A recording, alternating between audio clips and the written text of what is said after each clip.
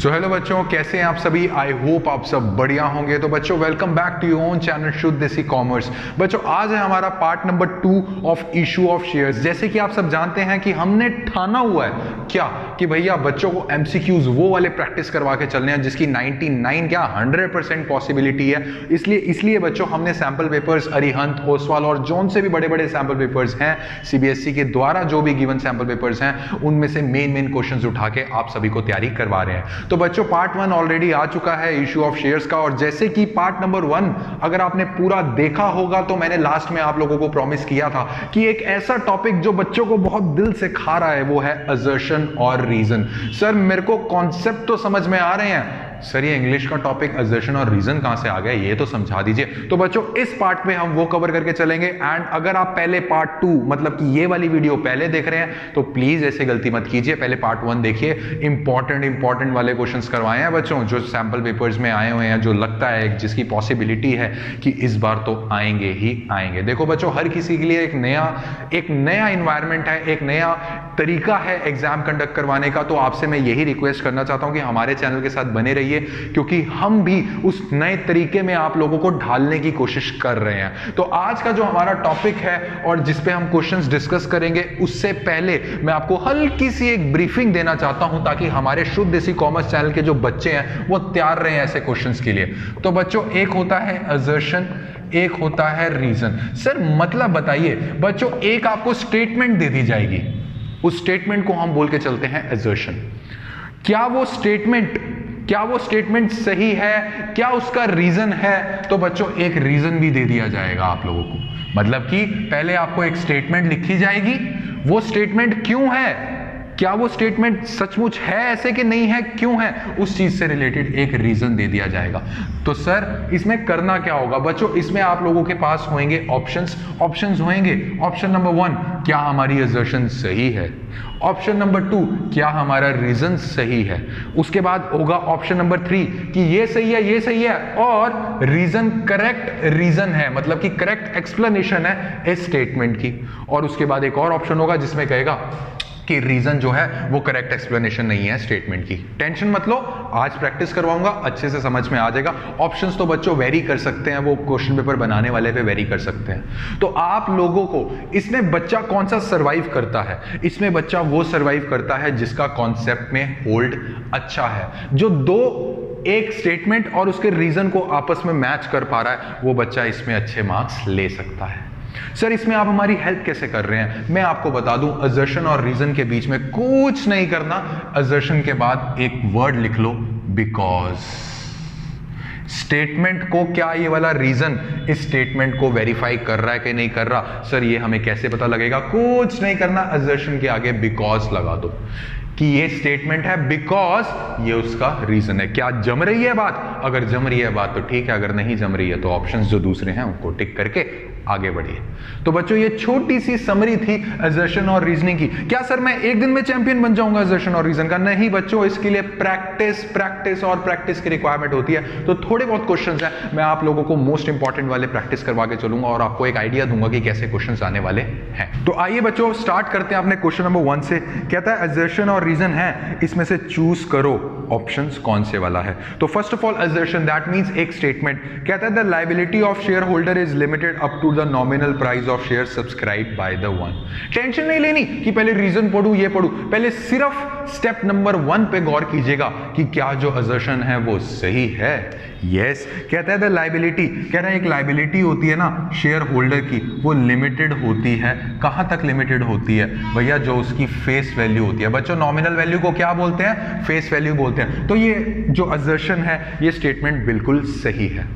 उसके बाद बढ़ते हैं बच्चों आगे।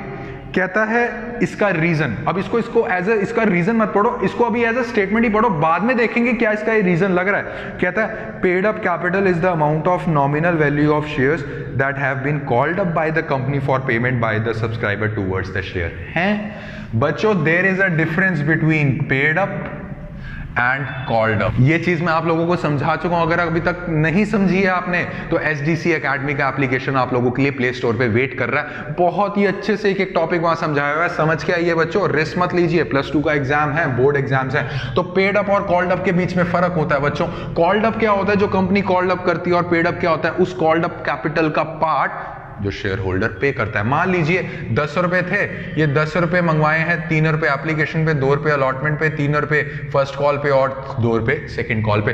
कंपनी वालों ने कॉल्ड अप किया इतना, 3 रुपए, 2 रुपए और 3 रुपए, और शेयर होल्डर ने जो पे किया वो किया सिर्फ इतना। तो क्या इन दोनों बातों में फर्क है?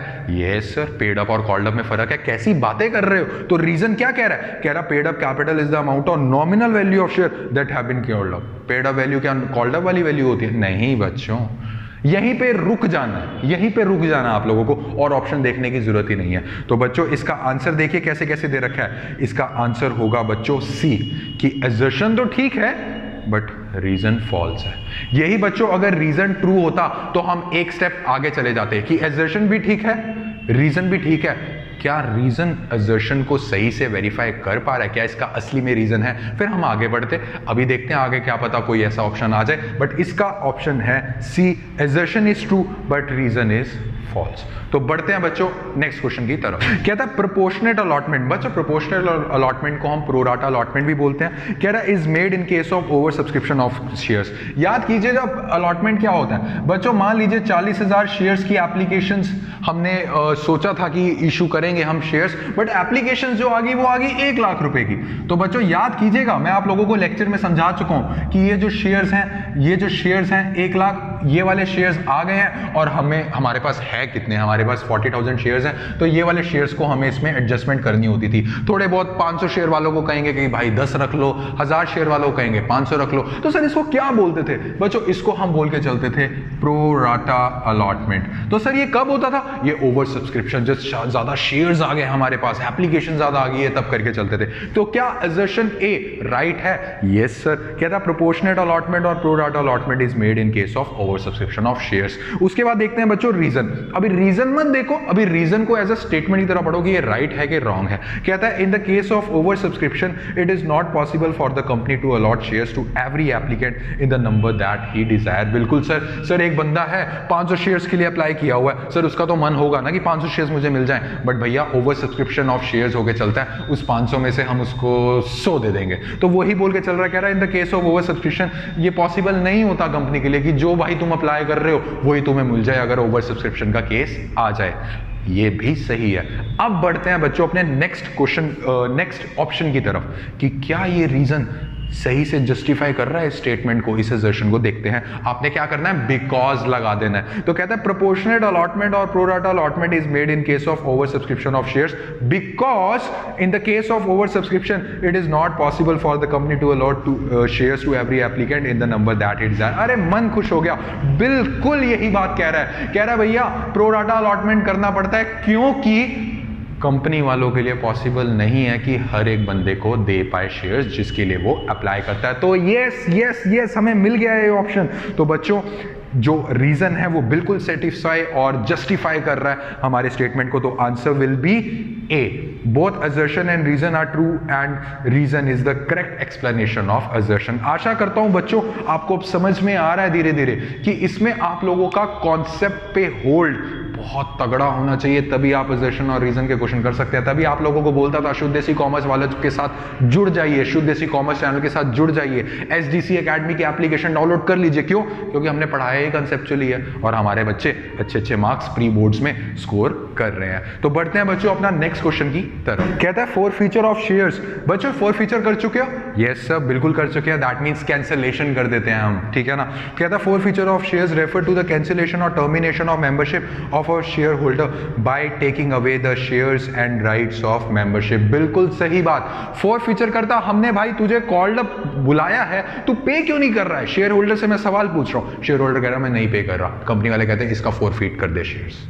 तो उसका मतलब वो क्या चलता है कि मेंबरशिप हम कैंसिल करते हैं। बिल्कुल राइट स्टेटमेंट है, बिल्कुल राइट assertion है। Moving on to the next reason. Reason को रीजन की तरह मत पढ़ो, स्टेटमेंट की तरह पढ़ो। कहता है forfeited shares can be reissued at a discount. Yes कर सकते हो। अब देख लेते हैं, assertion भी सही है, रीजन भी सही है। अब देख लेते हैं कि भाई तू उसकी एक्सप्लेनेशन है कि नहीं है। कह रहा है forfeiture of share refer to the cancellation or termination of membership of a shareholder by taking away the shares and right of membership because forfeited shares can be reissued at a discount।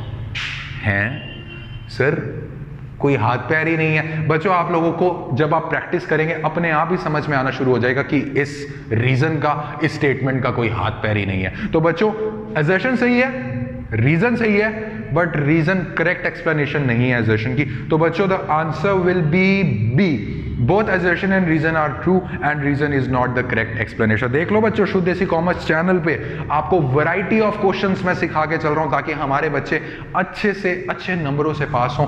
तो आप जरूर बच्चों इसी बात पे channel को subscribe कर लेना, क्योंकि और वीडियोस आने वाली हैं आगे।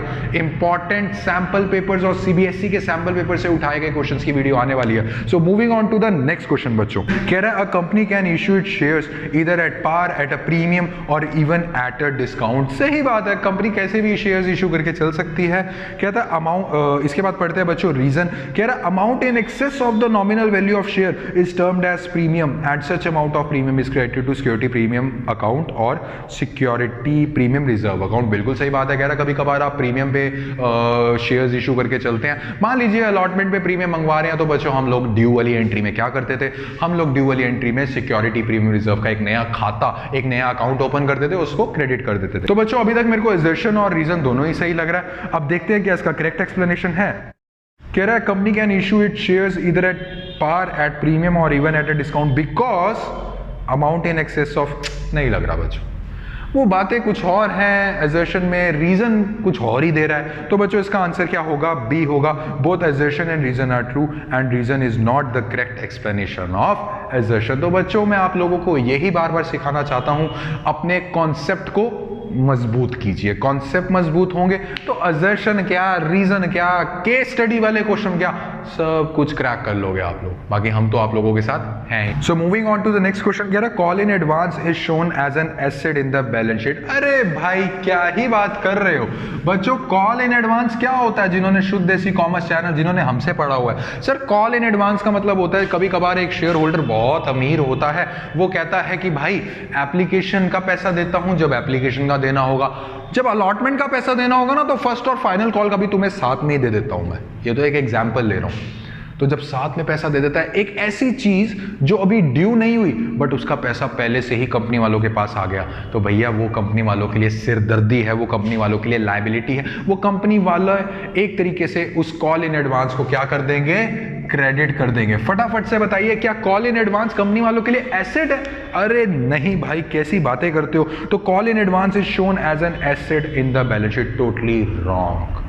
तो बच्चों जब assertion गलत हो जाए तो सर एक चीज तो क्लियर है, क्या सर वो वाला ऑप्शन तो नहीं होगा कि ये रीजन करेक्ट है assertion के लिए। चलिए देखते हैं, आगे बढ़ते हैं, रीजन को पढ़ते हैं। कह रहा sometime share holder pay a part or the whole of amount of the call not yet made which is known as call in advance. बिल्कुल सही। कह रहा कभी कभार शेयर होल्डर थोड़ा सा फर्स्ट कॉल, सेकंड कॉल या फिर कोई भी कॉल का पार्ट अलॉटमेंट के साथ दे देता है, थोड़ा सा पहले दे देता है, जिसकी अभी तक ड्यू डेट आई नहीं हुई थी कॉल की, तो उसको क्या बोलते हैं बच्चों, उसको हम बोल के चलते हैं कॉल इन एडवांस।